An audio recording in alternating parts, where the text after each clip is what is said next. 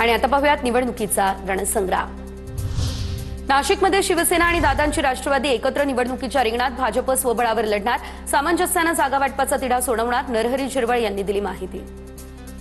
शिवसेना आणि एनसीपी एकत्र येऊन आणि ह्या निवडणुकीला सामोरं जाण्याचं आम्ही ठरवलेलं आहे। मेरिटिव्ह जे काही इलेक्टिव्ह मेरिट ज्याला असेल अशा ठिकाणी कोणाला कमी होतील कोणाला जास्त होतील, निवडून आलं पाहिजे ह्या दृष्टीने आम्ही उमेदवारी देणार। संख्याबळ कमी जास्त होऊ शकतं। नाशिकमध्ये शिंदे आणि दादांचा 59-41% जागांचा फॉर्म्युला ठरला अशी माहिती। मध्यरात्रीपर्यंत दोन्ही पक्षांमध्ये जागा वाटपाबाबत खलबतं। भाजप मात्र एकला चलोच्या तयारीत। महाविकास आघाडीमध्ये अद्यापही निर्णय नाही। सांगलीमध्ये शिवसेना भाजपची युती तुटली। शिंदेंची शिवसेना स्वबळावर लढणार। भाजपने अंडर एस्टिमेट केलं, शंभूराज देसाई यांची प्रतिक्रिया। भाजपला शिवसेना शिंदे गटाची ताकद दाखवून देऊ, भाजपला हा इशारा। नवी मुंबईमध्ये शिंदेंची शिवसेना स्वबळावर लढणार। शिवसेनेच्या किशोर पाटील यांच्याकडून आता नवी मुंबईमध्ये स्वबळाचा नारा। युती होताना दिसत नाही, आम्हाला डावललं जातंय असा देखील केला आरोप। युती होताना आम्हाला दिसत नाही आणि आम्हाला जर असं डावललं जाते तर आम्हाला तरी कुठे इच्छा आहे त्यांच्यावर जायची।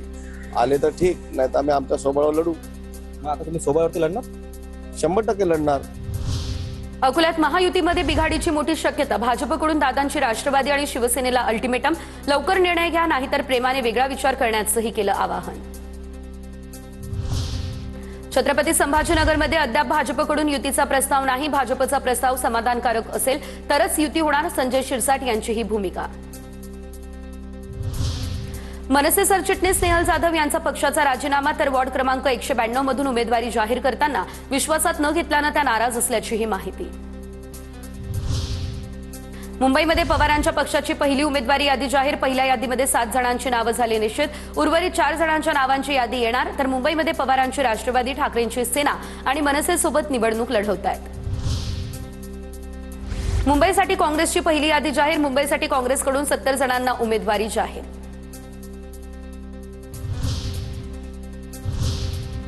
पुढे पाहूयात पालिका निवडणुकांची रणधुमाळी।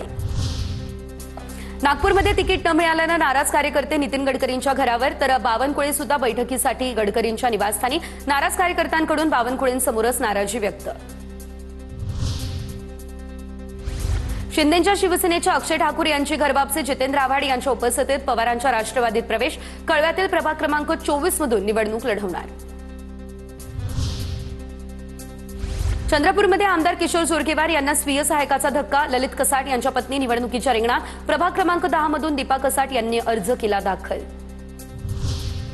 नारायण राणेंकडून मुख्यमंत्री फडणवीसांची भेट। मुंबईमधल्या कोकणी पट्ट्याची जबाबदारी नारायण राणेंवर। पालिका निवडणुकीच्या प्रचारात राणे उतरणार। कोल्हापूरमध्ये महायुतीचा फॉर्म्युला अखेर ठरला। भाजप 34, शिंदेंची शिवसेना 32 आणि दादांची राष्ट्रवादी 15 जागा लढणार। काल दिवसभर मॅरेथॉन बैठका, त्यानंतर मध्यरात्री निघाला जागा वाटपावर तोडगा। परभणीमध्ये दोन्ही राष्ट्रवादी एकत्र। महानगरपालिका निवडणूक अजित पवारांची राष्ट्रवादी आणि शरद पवार यांची राष्ट्रवादी युतीत लढवणार। शरद पवार गटाकडून प्रस्ताव आला, त्यानंतर सकारात्मक चर्चा झाली आणि नंतर निर्णय। प्रवक्ते सूरज चव्हाण यांनी केली घोषणा। कोल्हापूर महापालिकेसाठी काँग्रेसकडून 14 उमेदवारांची दुसरी यादी जाहीर। दुसऱ्या यादीमध्ये बहुतांश माजी नगरसेवक आणि त्यांच्या नातेवाईकांचा समावेश। आतापर्यंत काँग्रेसचे 61 आणि 1 पुरस्कृत असे 61 उमेदवार जाहीर।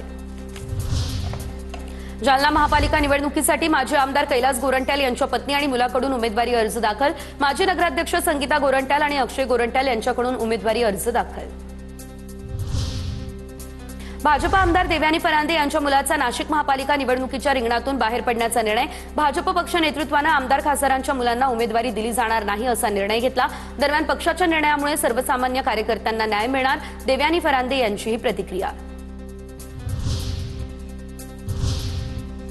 आणि आता पाहूयात महानगरपालिका निवडणुकांचा रणसंग्राम। पुण्यात काँग्रेस आणि वंचित बहुजन आघाडीची युती फिसकटली। पुण्यातल्या पाटीलकीमुळे युती फिसकटली। प्रकाश आंबेडकरांची माहिती। वंचित स्वबळावरती लढणार, आंबेडकरांचे हे आदेश। कल्याण डोंबिवलीमध्ये युतीनंतर शिंदेंच्या शिवसेनेत खतखत। माजी सभागृह नेता कैलास शिंदे यांची पक्षातून हकालपट्टीची मागणी।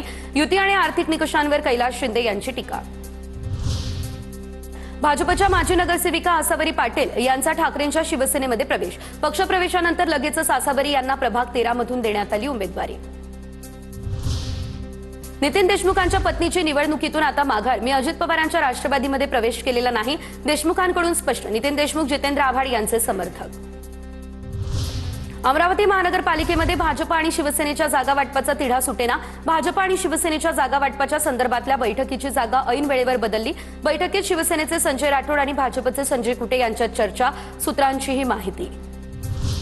मालेगावमध्ये भाजप आणि शिवसेना युतीला उघड विरोध. पक्षातील असंतोष वाढला. तटस्थ राहणार असल्याची अद्वै हिरेंची भूमिका. बंडूकाका बच्छाव, सुनील गायकवाड यांच्या पाठोपाठ अद्वै हिरे यांची तीव्र नाराजी. कार्यकर्त्यांना डावलल्याचा आरोप करत विश्वासात न घेतल्याची खंत व्यक्त. छत्रपती संभाजीनगरचे शिवसेनेचे जिल्हाप्रमुख राजेंद्र जंजाळ यांची महापालिका निवडणुकीतून माघार.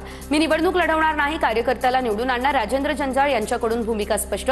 नाराज कार्यकर्त्यांचं जंजाळ शिरसाटांच्या घरी. भिवंडीमध्ये शक्ती प्रदर्शन करत भाजप उमेदवारांचे अर्ज दाखल. निवडणूक निर्णय अधिकाऱ्यांच्या कार्यालयामध्ये उमेदवारी अर्ज भरण्यासाठी गर्दी. निलेश चौधरी, नारायण चौधरी, भारती चौधरी आणि दिव्या पाटलांनी अर्ज केला दाखल. इचलकरंजी शहरात आज उमेदवारी अर्ज भरताना पोलीस आणि कार्यकर्त्यांमध्ये वाद. उमेदवारांकडून शक्ती प्रदर्शन करत मिरवणूक काढत अर्ज भरण्यासाठी मोठी गर्दी.